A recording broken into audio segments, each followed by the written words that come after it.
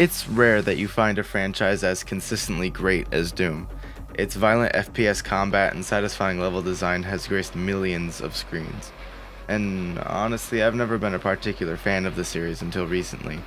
I caught Doom Eternal on a sale and wow.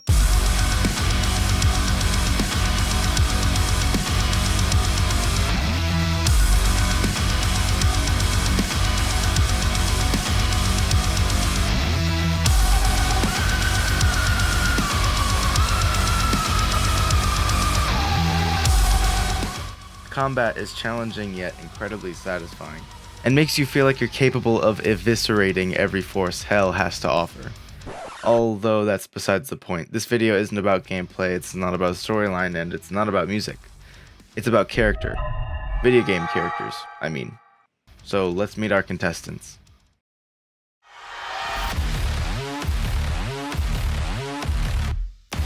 Doomguy has always been cool, I guess, although his story in the original games could be summed up to one decapitated bunny.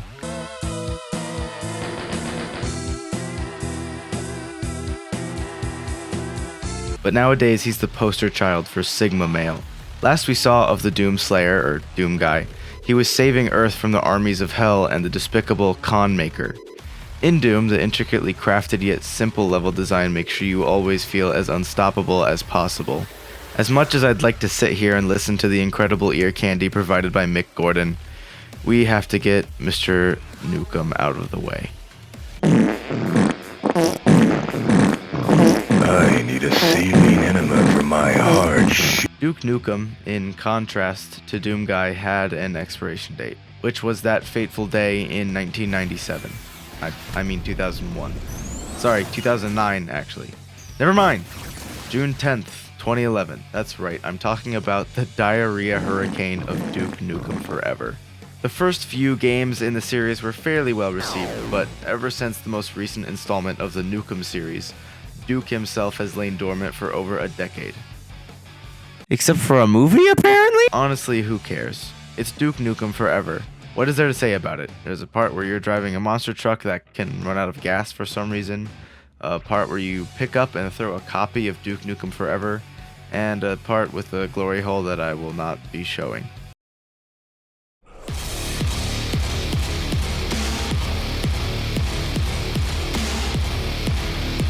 So, what's the difference between the two? They're both supposed to be buff white guys with a bunch of guns who fight monsters, right? Well, besides the obvious, one company thinks they know what's cool, while the other knows they know what's cool. What? Duke Nukem spends most of his time talking about all the murder he's gonna do and all the women he's gonna kiss and just generally how awesome he is. Doomguy, on the other hand, doesn't say a thing. It's almost as if we don't need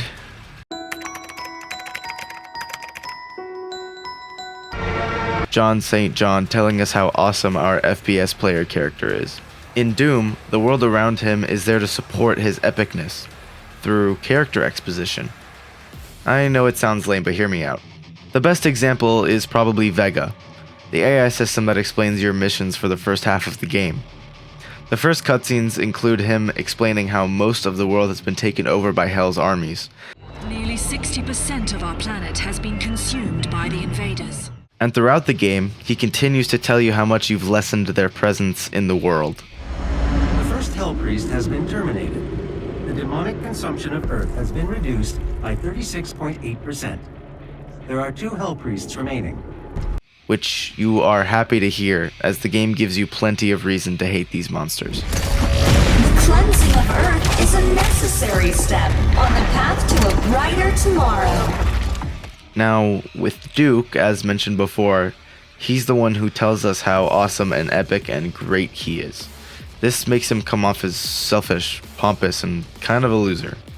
When a character enjoys violence in the way Duke does, it feels awkward coming from the player character. It doesn't feel like carnage for a noble cause, like saving the Earth. It feels like violence for the sake of violence. Duke spends a lot of the game serving selfish human needs. Whether or not you think that's moral is up to you, but it just doesn't feel very noble. There is a cool factor, I feel, that comes with the Doomguy's stoic behavior. A comparable character in this case is John Wick. They have both dedicated their lives to ending others, yet we still respect them and want to see their journey. There's satisfaction to be found in their nobleness. If you need proof that Duke Nukem is a failure of a character compared to these two, look what people have done to him. I've got a peer-reviewed study right here that says... Says you're a pussy. I know what sex is. But I won't tell you. Duke Nukem, likey man.